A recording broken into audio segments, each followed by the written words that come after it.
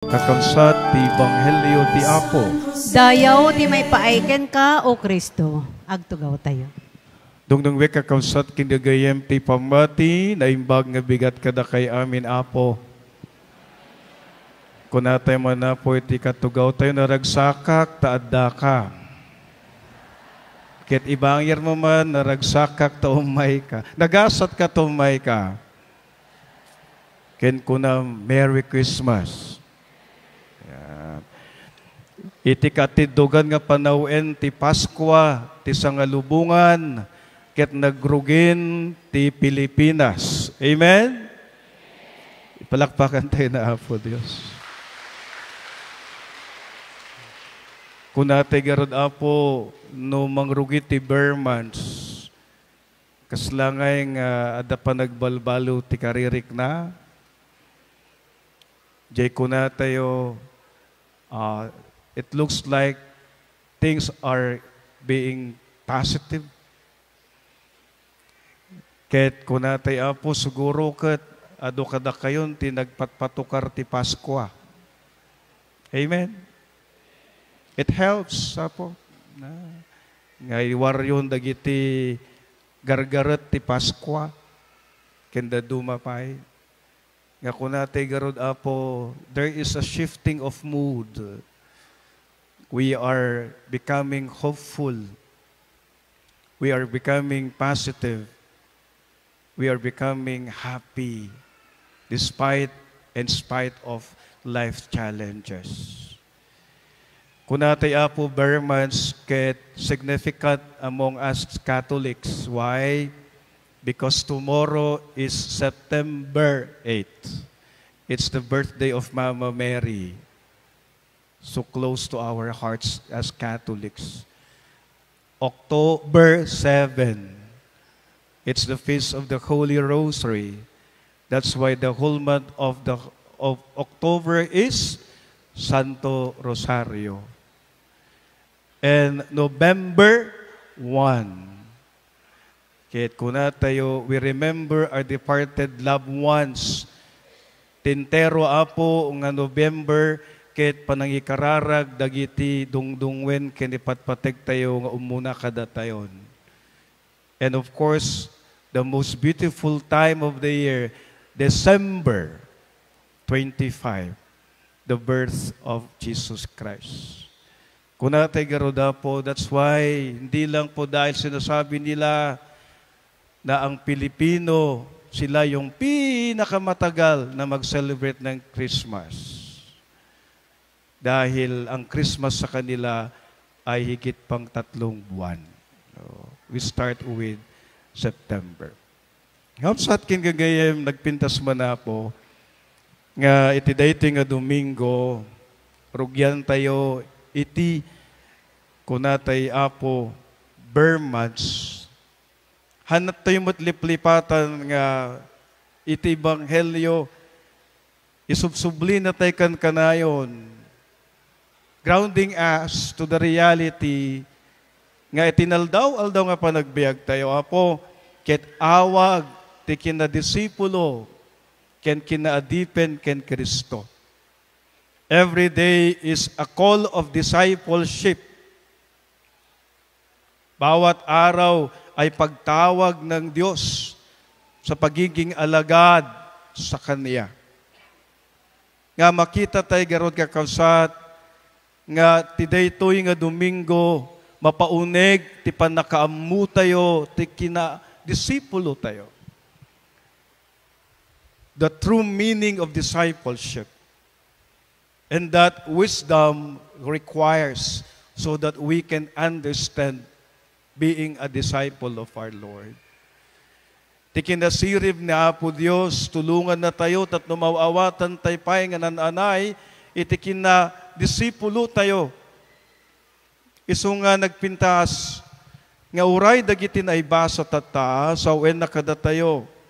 The meaning of discipleship and the wisdom that requires discipleship. Umuna, kuna nagarkabsat kinagayem, siya sino ti makaammo ti pagayatan ti Dios. Saan nga kabailan nga tukuden ti isip ti tao, ket irubwat na tayo dagiti panpanunot tayo, gaputa butuan na iti managbasol abagi ti kararwami. Kuna nagaroda po, tao nalapet ken ada pagpatinggaam. Tao no maminsan nakurang ti panakaawat mo. Tao no maminsan we fall in our judgment. We fail in our decisions. And we are limited in our understanding. Amen? Kaya nga po, it allows us to be humble. Dahil kadalasan, agkurkurang tayo adamot dagiti pilpilawan tayo. Hamo akon kunaan that you perfectly understand. You judge things perfectly, but we fall short. Kuna nagarato mo na may basa, nga dawaten tayo, ti panulong ti Dios, tatno kasta nananay, nga tartarabayan na tayo latati kinasirip ti Dios, babaen ti Espiritu Santo. Let us always seek God's wisdom by the Holy Spirit and through the Holy Spirit. Isuinaldaw agkarkararag tayo latakin Apo Dios. Nga baybayabayan na tayo kanayon. Tasapay kumababayan iti kinasirib, kingrasya ti Dios. Masurusurutan tayo latat, addang tayo, ti kinaimbag, kinagturong kin Apo Dios. Nagpintas Apo daytoy, nga palagip kada tayo. Haan mo kabailan, nga tukuden ti isip, iti panunot ti Dios. Sabali ti panunot ti Dios. Sabali ti wagas ti Dios. Sabali ti panunot ti tao, ken wagas ti tao iti Dios. Amen. Nga kunatay garod, nagtaliktay lang ken Apo Dios, napintas ti plano na kada tayo. Isuhang ka kung magtangtangsit. Amen? Han kung magtangtang kanta ulom. Amen? Dumngig ka, dato makaadal ka. Amen? Dagitihan nga dumdumngig, anya mapaspasamak kadakwada. Isakapsat kin gagayem, inaldaw-aldaw, karkararag tayo kan kanayon, Apo Dios, bayabayan nak. Apo Dios, iturturong nak. Apo Dios, nabilig, iti grasyam, ken kinasirib mo. May kadwa, may palpalagip mat kada tayo, nga ti kinadisipulo tayo ken Kristo, ket maipita iti panagaramid ken biyag tayo. It's the wisdom in action. Mabaen kin ni San Pablo, may palpalagip garod nga kuna na naibalod suna iti Dios. He has been slaved by God. But you see, there was transformation in St. Paul with Onesimo. Nga kuna na garod kat he is able to reconcile. Nakita na nga iti maysa nga adalan ni Kristo, kan kanayon kumang adda iti asi, ken paglintigan, ken kinalintig, ken kuana. Discipleship is about mercy. Discipleship is about justice. And that we see in the mercy and justice of God, our wisdom should be put into action and into life. Tibang Elyo, magigante kapsat kin gagayem, nga kunana na Jesus, saan makapagbalin nga dalak, ti siya sino man nga umay, no di namot guraan, dagiti naganak na, ti asawa na, dagiti anak na, ken kakabsat na, ken uray ti bagi na metlaeng. Saan na mabagbalin nga dalak, ti siya sino man, adi ang mangbaklay, ti krus na, ken sumurot kaniyak. Nga malabit kakabsat ken gagayem, Kunatay garuda po, apay nga kuna na Jesus, agiginura kami nga kakabsat. Agigiruna kami nga sangkapamilyaan. Ngem dayti kumapo, we understand when Jesus saying we should hate one another, there is another kind of definition and understanding that hate for Jesus in this particular context of the gospel is less love. Less love apo. Haan di ko na tayo nga panpanunod tayong agaapa, agdidinano, agsisiniko. It's less love. Which means, kuna nagaroda po, suna kuma, iti kang karunaan, iti amin. Ipatpateg tayo ti amin. That Jesus should be the above and beyond and the top of all. Suna kumati kang runaan, ken kang atuan iti amin. We should love Him more than our family. We should love Him more than our friends and loved ones.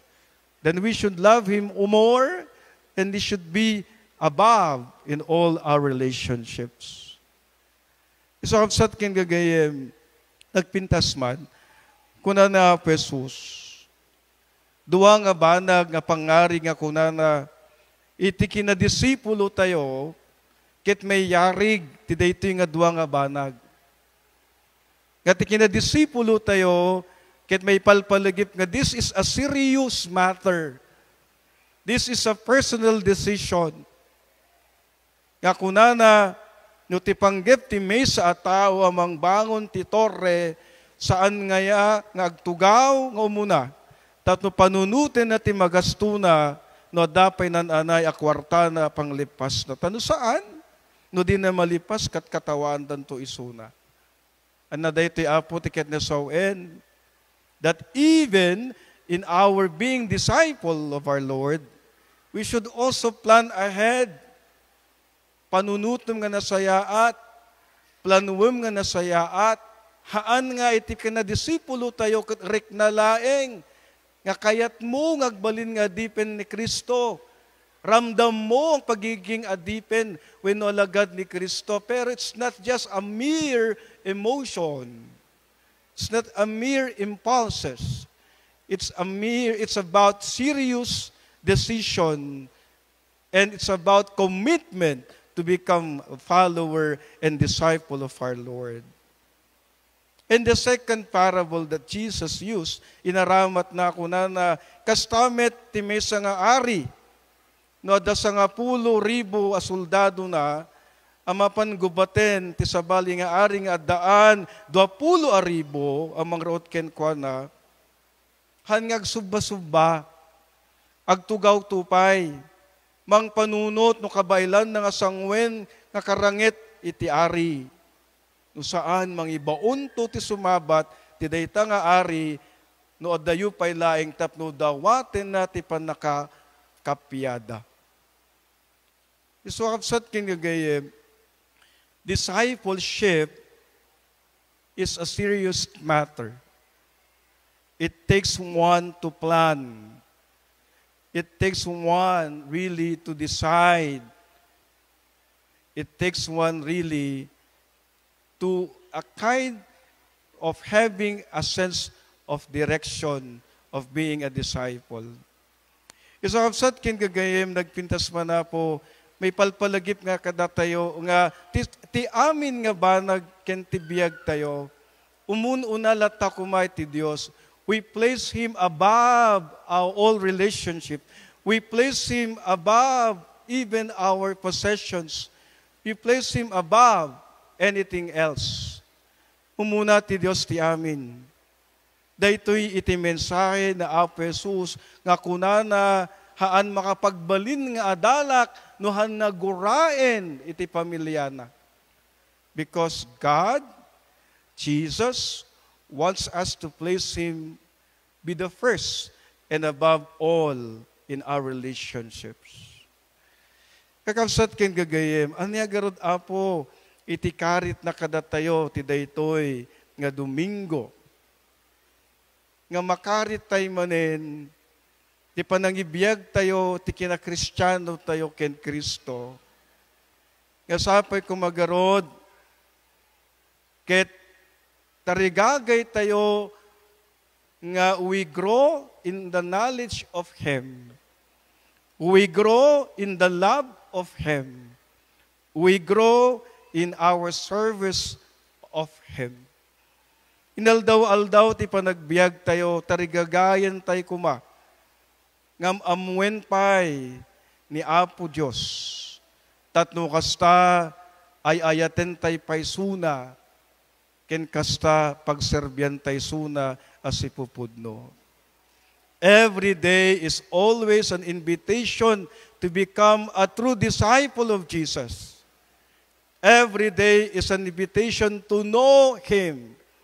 Every day is an invitation to love Him. And every day is an invitation to serve Him.